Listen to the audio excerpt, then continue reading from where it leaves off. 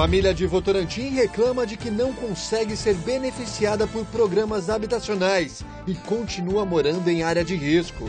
Em Sorocaba, a família é obrigada a deixar a área considerada de risco pela Defesa Civil. Atenção na hora de contratar um plano de saúde, a empresa pode estar fornecendo um serviço coletivo anunciado como particular. O Brasil, representado pela cidade de Sorocaba e mais 26 países, participam da maior aula de natação do mundo. Hoje, sexta-feira, o Noticidade está no ar.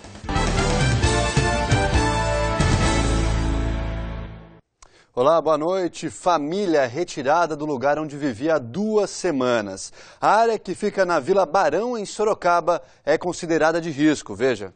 Depois de 5 horas de negociação, a família concordou em deixar a área. O barraco foi construído há 15 dias. Seu Domingos, a esposa e os 3 filhos menores de idade vieram de Piracicaba. Então, eu vim aqui porque me prometeram serviço aqui. Só que quando cheguei era uma furada. O rapaz não apareceu, me deixou na mão e eu fiquei sem onde ir. Aí foi onde eu achei esse lugar para morar. A área é da prefeitura. A saída imediata da família foi determinada pela Defesa Civil por conta dos riscos no local. A área ela tem problema pela questão do barranco, né? Não dá para dizer se ela é um material natural, se ela é solo natural, se é uma área de aterro, que foi acumulando durante os anos. Então existe um grande risco desse barranco ele acabar deslizando. Só que eu não tenho para onde ir. Então vamos ver o que vai acontecer com a gente. Moradores de outros barracos também já receberam notificação do poder público para que deixem a área. Eles alegam não ter para onde ir. Eu acho um erro muito grande da prefeitura, porque eles deviam ter respeito com a população. Moro com meus filhos, sou viúva, sozinha. E não sei o que eu vou fazer. Não vou sair.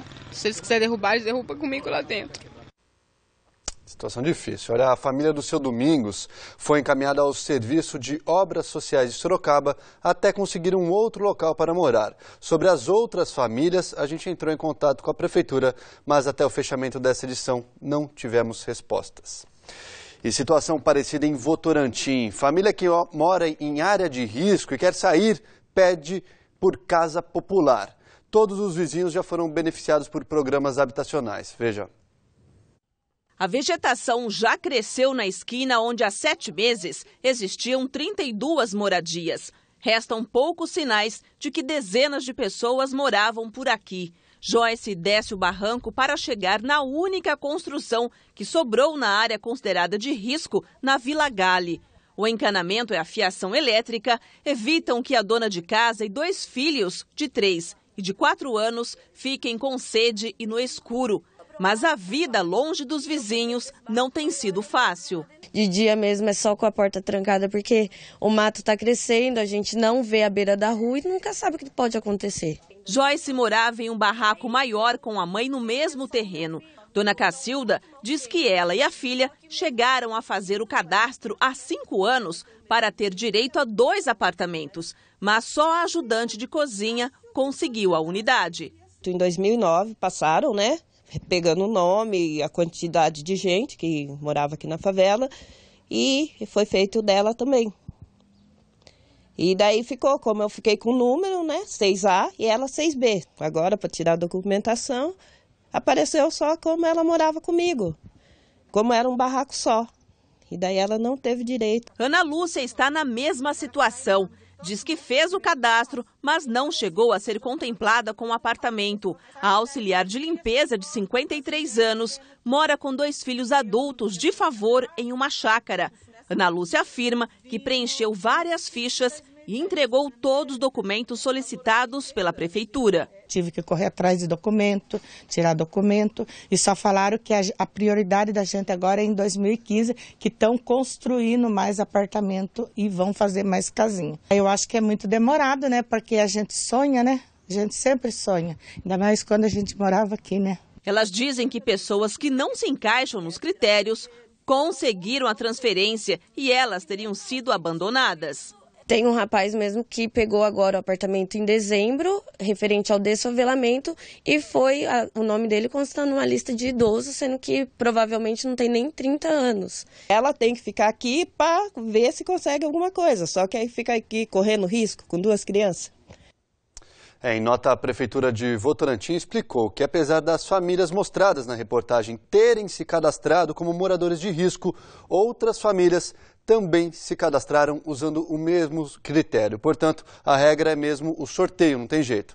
Sobre o rapaz que teria se cadastrado como idoso, ele terá que comprovar que tem mais de 60 anos. Caso contrário, será excluído do programa. A Secretaria da Cidadania informa ainda que o programa de desfavelamento, responsável pela remoção de famílias de áreas de risco para moradias populares, respeita exclusivamente o cadastro feito em 2009. Bom, agora a gente muda de assunto e fala de um absurdo em Tatuí. Filho de 51 anos foi preso depois de agredir o pai, um idoso de 76. O Renato Dias conta pra gente os detalhes. O caso aconteceu no bairro Santa Helena. Segundo a polícia, o idoso recebeu socos no corpo e na cabeça. Não há informações sobre o motivo das agressões. A vítima foi levada para o pronto-socorro da cidade e passa bem. O suspeito, de 51 anos, permanece preso. Durante a tarde, o suspeito foi transferido para a cadeia de Capela do Alto. Em Sorocaba, perseguição e acidente. Um homem e um adolescente não obedeceram a ordem de parada da polícia e tentaram fugir, mas bateram um veículo em um poste que fica em frente a uma igreja na Avenida Itavuvu. Durante a revista, a polícia encontrou uma arma dentro do carro que era roubado. O homem de 23 anos e o menor de 16 estão internados sob escolta policial. O maior deve ser encaminhado ao CDP de Sorocaba e o menor à Fundação Casa. Uma carreta carregada com telhas tombou hoje depois de perder os freios na Avenida Vice-Prefeito Pompeu Reale, em Tatuí. A carga ficou espalhada pela rua, que ficou interditada por volta de 1 hora para a retirada do veículo e também do material. O motorista teve ferimentos leves e foi atendido no pronto-socorro da cidade. Aumento abusivo e corte inesperado são as reclamações mais frequentes de usuários de planos de saúde. Só que o PROCON de Sorocaba tem registrado aumento em um outro tipo de reclamação. São empresas que vendem o plano como individual, quando na verdade são coletivos. Entenda na reportagem. A carta com o aumento na mensalidade do plano de saúde da mãe de Marta foi recebida com susto. O valor de R$ 225 dobrou para R$ 450, 90% a mais do que nos anos anteriores. Sempre os aumentos que tem é uma média de 6% a 8%, nesses 10 anos que ela tem o convênio. Para o acompanhamento de hipertensão da idosa, a família paga o convênio, mas ficará difícil continuar com o mesmo plano. O salário mínimo é 724, é o salário mínimo. E ter um aumento de um convênio de 100%, eu verifiquei na lei e não existe. Tanto na lei como no ANAS, não existe esse aumento de 100%. Hilda também não ficou feliz com o comunicado de reajuste de 100%. Antes eram pagos R$ 195 e agora R$ 390. Quase me dá um infarto, viu? Porque é muito caro mesmo. Para mim não dá. Para mim não dá e eu preciso dos médicos, né? E faz 10 anos que eu tô lá. O que os dois casos têm em comum é o tipo de plano, que é o coletivo. No caso da dona Hilda, a história é ainda mais estranha, pois o boleto vem em nome de uma associação sindical. A aposentada não foi avisada que faria parte do convênio da associação. Nunca fui metalúrgica, nunca trabalhei em firma. Eu sempre trabalhei em restaurantes, as coisas, mais firma de metalúrgica, não. O PROCON de Sorocaba tem registrado aumento no número de reclamações desse tipo. A diferença entre os planos coletivos e individuais aparecem conforme o uso do cliente. No plano individual, qualquer pessoa pode contratar. Já no coletivo, só é possível por meio de intermediação de empresa empregadora, associação ou sindicato. Por isso, algumas pessoas recebem o boleto como associadas sem nunca ter tido vínculo com os sindicatos. No individual, os preços são geralmente mais caros. E o fator que mais preocupa, o reajuste. No plano individual, o aumento na mensalidade é regulado pela ANS. Já no coletivo, o aumento é geralmente maior que o individual e não são regulados pela Agência Nacional de Saúde. Alguns consumidores sequer sabem que fazem parte de um plano coletivo por adesão.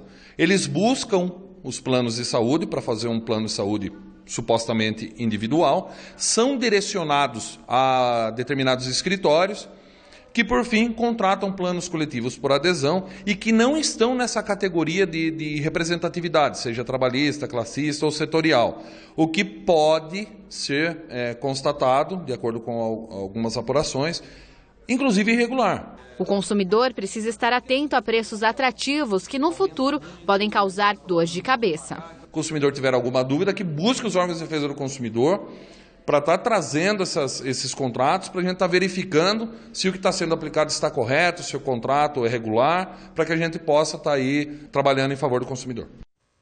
Bom, nós entramos em contato com a Associação dos Metalúrgicos Aposentados de Sorocaba e, por telefone, fomos informados que os planos são vendidos na própria associação e que o conveniado assina um contrato ciente de que fará parte de um grupo.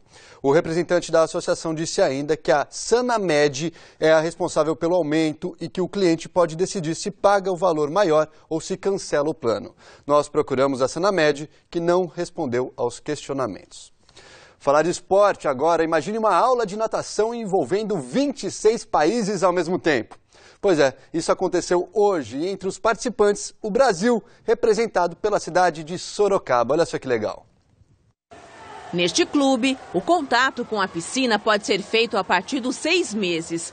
Professores ensinam a principal lição: driblar o medo da piscina e ter condições de escapar de situações críticas envolvendo água. De início ela não vai aprender a nadar, ela não vai sair nadando, ela vai sair se salvar, né? Aprender a se salvar, a adaptação ao meio líquido. É esse o nosso grande objetivo. Já que o risco que envolve crianças e água é alto e pode significar perigo, noções básicas foram reforçadas durante a maior aula de natação do mundo, realizada em 26 países. A estimativa é de que 40 mil pessoas participaram. O evento, criado nos Estados Unidos, completa 5 anos.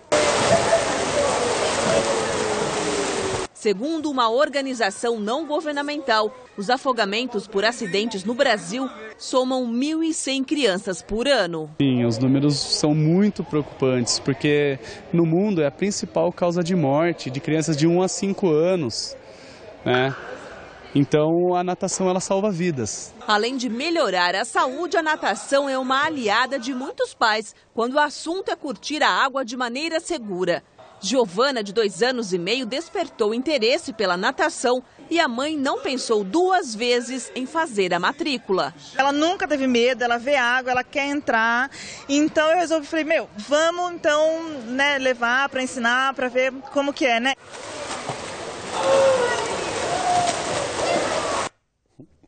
O fim de semana deve ser de sol em toda a região, não há previsão de chuva.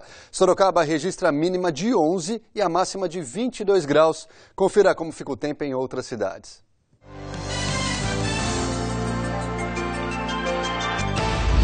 Em Porto Feliz, as temperaturas variam entre 12 e 23 graus. Mesma previsão para Jundiaí. Em Votorantim, a máxima deve ser de 24 graus. Já em Várzea Paulista, a máxima não deve passar dos 23 graus. Olha, a notícia importante para quem é de Itu, o horário de racionamento na cidade foi ampliado. A partir de segunda-feira, o corte de água nos bairros abastecidos pelo manancial do Itaim vai ser dividido em 2 grupos que vão receber água em dias alternados, sempre das 6 da tarde até as 4 horas da manhã.